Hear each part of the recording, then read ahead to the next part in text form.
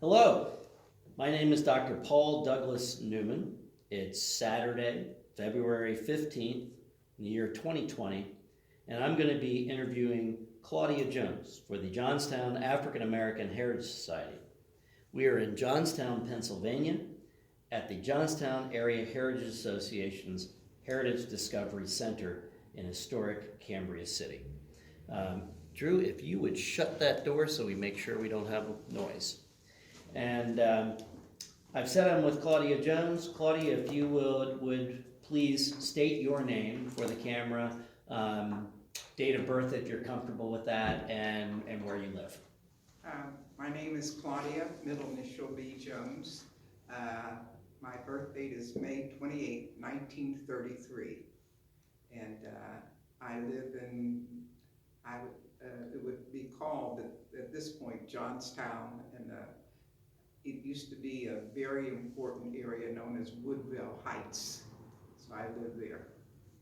And let's start with family. What can you tell me about your family's history in Johnstown as far back as you can? I was born in North Carolina.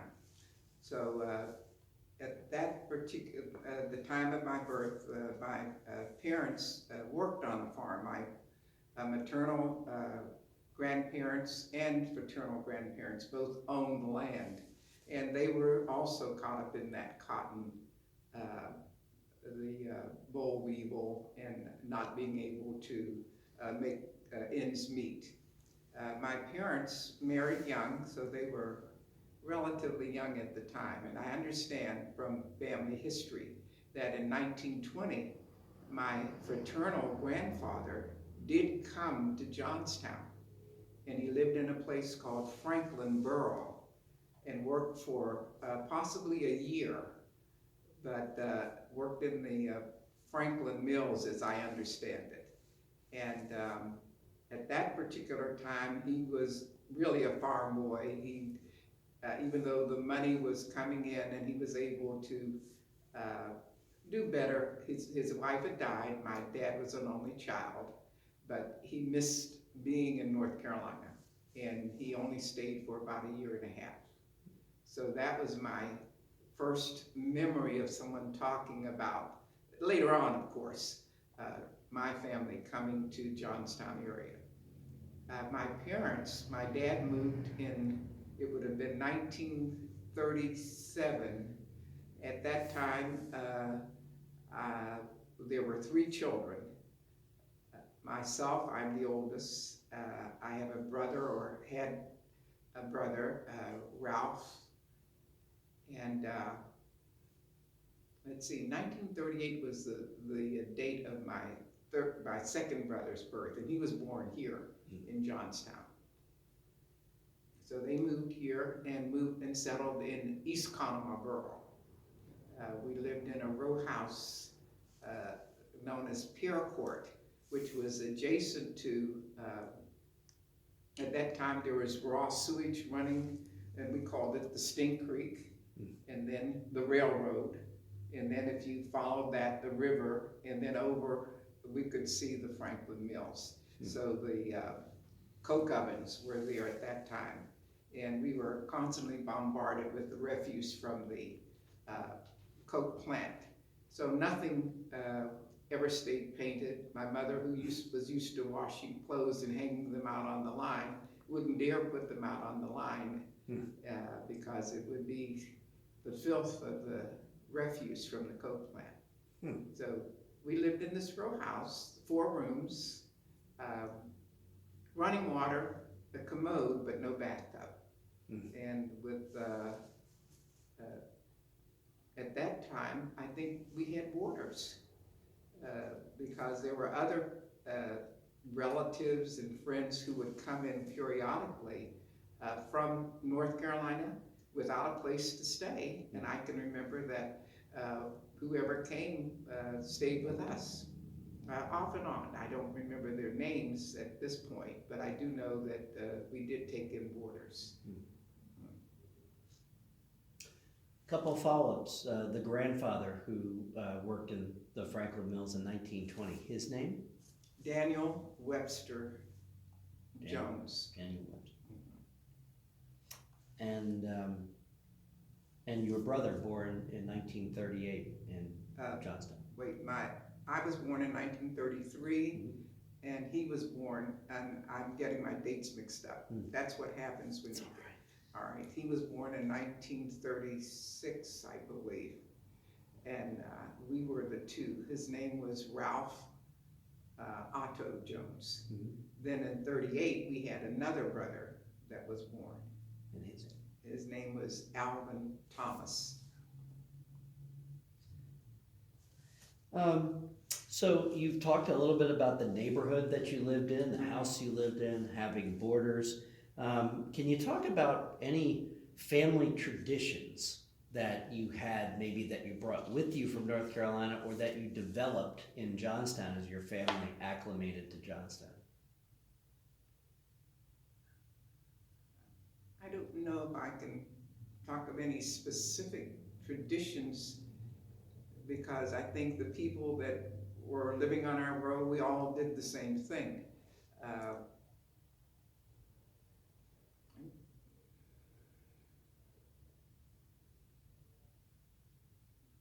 You could think of holidays or visits or anything that was something that you and your family did over and over again. Well, immediately my parents found a church.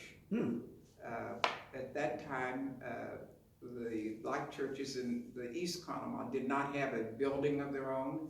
I can remember that we went to church at a facility on Greaves Street in East Conemaugh, but I don't know the name of the facility, but we had our services upstairs, and we would go there every Sunday, and of course they had activities for the young people. The church itself was just becoming organized. I can remember that. And at one time, East Conemaugh had on Chestnut Street, our Pierre Court bordered Chestnut Street, they had a brewery. And I can recall that as the brewery went down, that we met in the brewery for the church activities. Now, I was young, but that was a place that I recall from some of the older people talking about it. It was, in fact, I have a photograph I might be able to bring to you, and I don't know the name of the brewery and what happened. The building stayed there for years. We did move around from site to site, and one of my earliest recollections of church activity was a program that the church put on for Black History Month. I think the African American history and whatnot was very important to us. There were choirs that sang, and one of the most catching, I guess, activities for me were these women and men. They were, and remember, I'm quite young, coming out and reciting poetry by black authors. So and they would dress the part, and I just fell in love with that. I watched these people that I'd seen come to church very prim and proper do these poetry readings. So that was one of the things that I recall. The other thing that I recall is that my mother was so disappointed with where we lived. She could not hang her clothes out because the smoke, the dust, the refuse from the mills would come over, and literally. Any other activities that you remember from your church experience? Well, we were encouraged to go to church. Sunday school, in fact, as we grew older, we knew that if we didn't go to church, you couldn't do anything else on Sunday. You couldn't go to the movies, you couldn't meet with your friends, but and most of our friends were as well. There were other churches, of course, but this was a Baptist church, and that was the background of my father. My mother was raised Methodist, but this was called Mount Sinai Institutional Baptist Church, and that's where I belong today. How has your family been part of Johnstown's African American community? Has your family had any leadership roles or a history of guiding the community? What role has your family had? Well, I think just as an ordinary family, there ended up there were 7 children, 5 of them born in the Johnstown area. 5 boys, and of course, I only had 1 sister, so there were 2 girls. I'm trying to understand exactly how you want me to frame that answer. Activities.